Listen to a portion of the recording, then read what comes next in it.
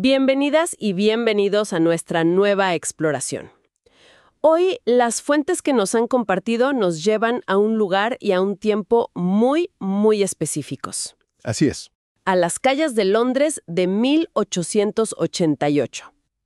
Y es una ciudad de contrastes brutales. Por un lado tienes el corazón de un imperio resplandeciente. Y por otro, el barrio de Whitechapel, donde la oscuridad era, pues, casi total.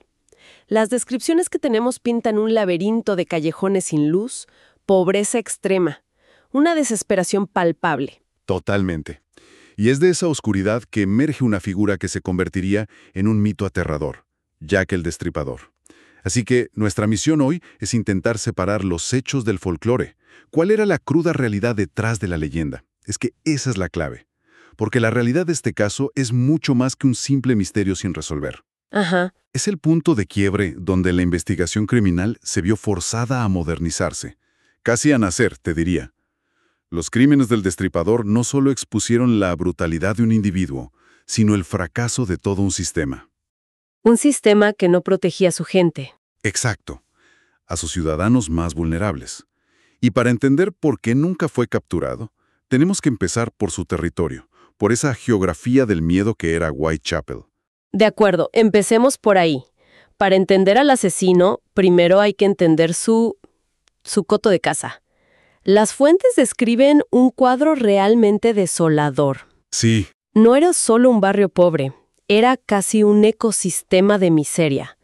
Se habla de cerca de 1 millón de personas hacinadas en el East End. ¿Qué significaba eso en el día a día? Pues significaba una lucha constante por la supervivencia más básica. Pensemos en esto. La tasa de mortalidad infantil era aterradora. ¿De cuánto hablamos? 1 de cada 4 niños no llegaba a cumplir los 5 años. La gente vivía en condiciones insalubres, en espacios diminutos. Y en ese contexto, la prostitución, para muchas mujeres, no era una elección de vida. Era supervivencia. Era una transacción diaria para no morir de hambre o de frío. El objetivo de cada jornada era conseguir los 4 peniques que costaba una cama en una de las casas de hospedaje. ¿Y si no? Si no lo conseguían, la alternativa era la calle. Eran, sin duda, las ciudadanas más desprotegidas de todo Londres. Y el entorno físico tampoco ayudaba. Se habla de un laberinto, de callejones estrechos, patios sin salida, y esa iluminación a gas que casi creaba más sombras de las que iluminaba. Justo. Suena como el escenario perfecto para un depredador. Totalmente. Era una ventaja táctica increíble. Pero lo más fascinante aquí es el concepto de anonimato que permitía ese caos. ¿A qué te refieres con anonimato? Existían más de 200 de estas casas de hospedaje, las famosas Doms Houses. Imagina miles de personas sin hogar, trabajadores precarios, inmigrantes, entrando y saliendo cada noche. En ese torbellino humano, un asesino no necesitaba una máscara para ser invisible. O sea, podía desaparecer a plena vista. Exactamente. Solo tenía que parecer uno más. Y a esto hay que sumarle las tensiones sociales. Había un creciente antisemitismo por las olas de inmigración judía que huían de los pogromos en Europa del Este. Claro, eso debió complicarlo todo. Muchísimo. Generó desconfianza, chivos expiatorios, y eso desvió recursos y la atención de la policía. Complicó todavía más una investigación que ya era casi imposible. Y en este escenario tan sombrío es donde empiezan los crímenes. Las fuentes se centran en lo que los investigadores llaman las 5 víctimas canónicas. A ver, ¿podrías explicar qué significa eso de canónicas? ¿Por qué esas 5 y no otras? Claro. Canónica se refiere a las 5 mujeres que la gran mayoría de los expertos, tanto de la época como de hoy, creen con casi total certeza que fueron asesinadas por la misma persona. Ok. Esto se basa en las similitudes de las heridas, el modus operandi y la ubicación geográfica de los crímenes. Hubo otros asesinatos en Whitechapel en esa época, pero estos 5 ocurridos entre agosto y noviembre de 1888 muestran una firma inconfundible. Y una escalada de violencia, ¿no? Una escalada aterradora. Hablemos de esa escalada. Todo comienza el 31 de agosto con Mary Ann Nichols. ¿Qué tenía su caso que ya desde el principio alertó a la policía de que esto era algo diferente? Lo que alertó a los médicos forenses fue la combinación de precisión y brutalidad. La encontraron con la garganta cortada con 2 incisiones muy limpias, y luego tenía cortes profundos en el abdomen. Pero un detalle clave que se menciona en los informes es que el asesino la bajó al suelo de forma controlada. No hubo signos de una lucha violenta, de una caída aparatosa. La acostó en el suelo antes de mutilarla. Eso es escalofriante. No es un arrebato de furia, es un procedimiento. Es un procedimiento. Habla de un individuo con un propósito claro, no de alguien que simplemente perdió el control. Y esa frialdad se confirma y se amplifica solo una semana después, el 8 de septiembre, con la segunda víctima, Annie Chapman. Y con ella, la violencia sube de nivel. ¿Qué fue lo que encontraron en esa escena que hizo que los médicos de la época dijeran, un momento, esta persona sabe lo que está haciendo? Encontraron que además de degollarla, le había extraído el útero y partes de la vejiga con una precisión quirúrgica notable. ¿Quirúrgica? Sí, los cortes eran limpios, hechos con un instrumento pequeño y muy afilado. Esto llevó a los cirujanos que examinaron el cuerpo a especular que el asesino debía tener conocimientos de anatomía. Ya no era solo matar, era recolectar trofeos. Y esto nos lleva a la noche del 30 de septiembre, el llamado doble evento. Atacó a 2 mujeres en menos de una hora. ¿Cómo se explica eso? ¿Fue pánico? ¿Un cambio en el plan? Es una noche fundamental para entender su psicología. Primero ataca a Elizabeth Stride. La degüella, pero su cuerpo no presenta las mutilaciones abdominales características. No la mutiló. No. La teoría principal, basada en el testimonio de un cochero que entró al patio justo en ese momento, es que el asesino fue interrumpido. Pero, ¿qué tan sólida es esa teoría? ¿Hay evidencia concreta de esa interrupción o es más bien una deducción? Es una deducción, pero una muy fuerte. El cochero vio a un hombre con una mujer, que podría haber sido Stride minutos antes, y cuando entró con su carro al patio la encontró aún desangrándose. O sea, acababa de pasar. Exacto. La hipótesis es que el asesino huyó al escuchar el carro, y lo que hace a continuación es lo que revela su mentalidad.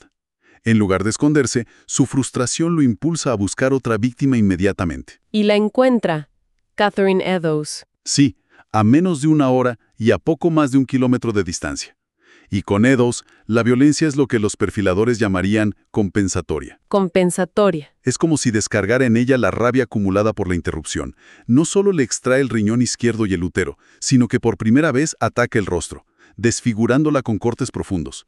Esta noche demostró su audacia, su sangre fría y su increíble capacidad para moverse por la ciudad sin ser detectado. Y cuando parecía que no podía ser peor, llega el clímax del horror, el 9 de noviembre. Mary Jane Kelly. Su caso fue distinto, ¿verdad? Completamente distinto. A diferencia de las otras, que fueron asesinadas en la calle, a Kelly la mató dentro de su habitación. Eso lo cambia todo. Claro. Esto le dio al asesino lo que nunca antes había tenido: tiempo ilimitado y privacidad total. El resultado fue una escena tan atroz que los informes describen a policías veteranos saliendo a la calle a vomitar. No me imagino. El cuerpo fue desmembrado y prácticamente vaciado.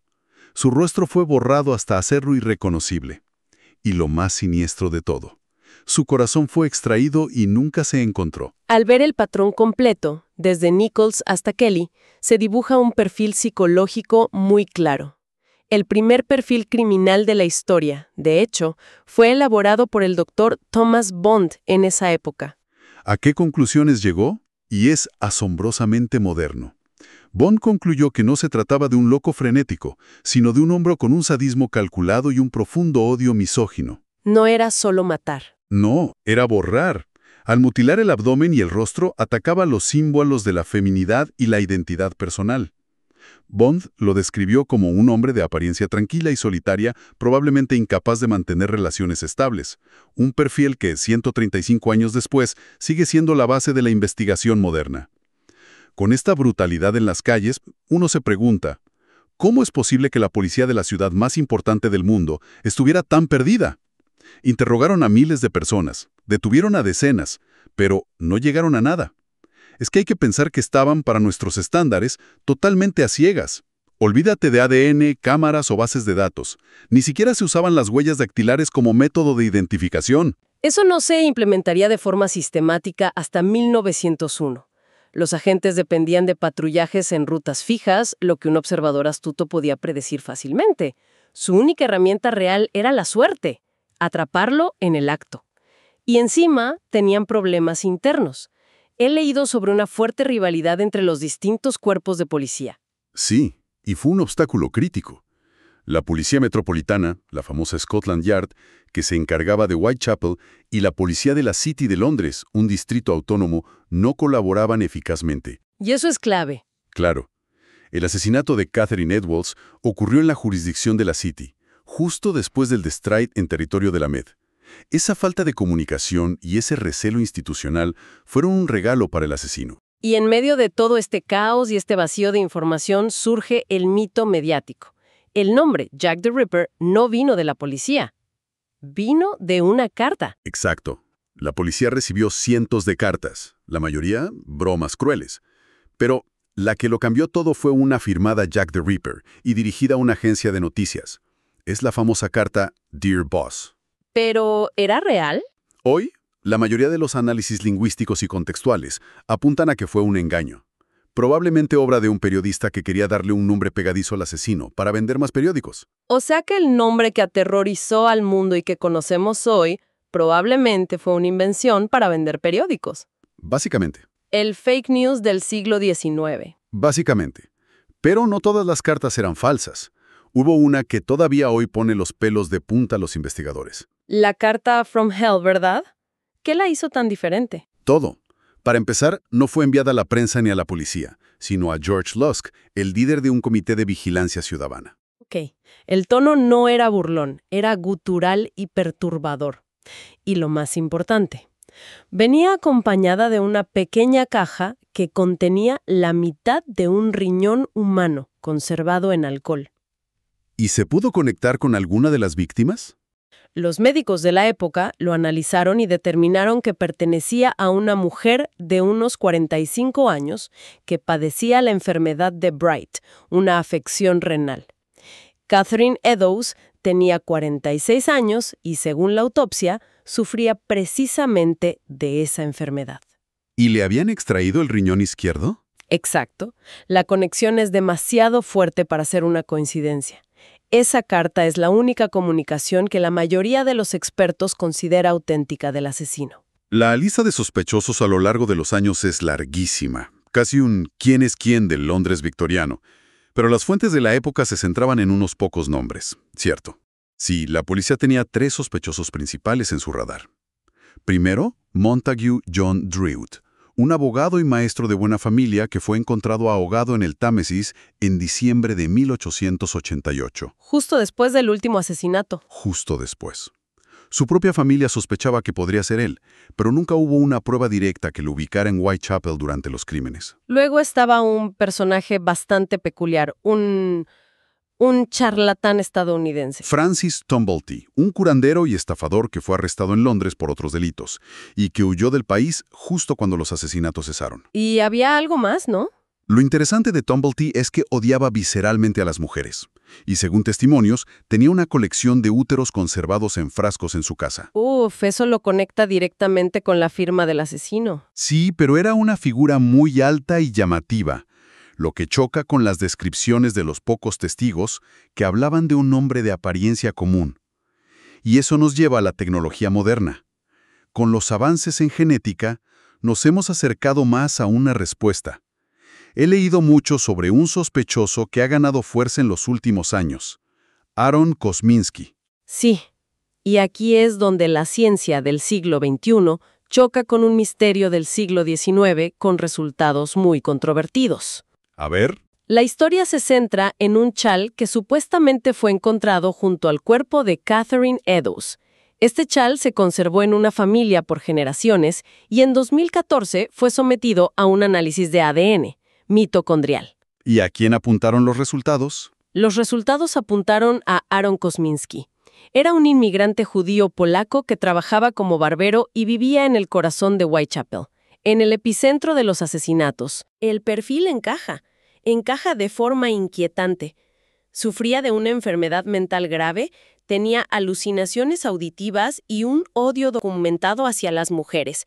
Y lo más significativo, fue internado en un manicomio en 1891, poco después de que los crímenes cesaran, y allí murió años después. Suena como un caso cerrado, Un perfil perfecto, una coincidencia temporal y ahora una prueba de ADN. Bueno, aquí es donde hay que ser extremadamente cuidadosos. Por muy fascinante que sea, la evidencia tiene problemas serios. ¿Cómo cuáles? Primero, la procedencia del chal es dudosa. No hay un registro oficial, su cadena de custodia es inexistente.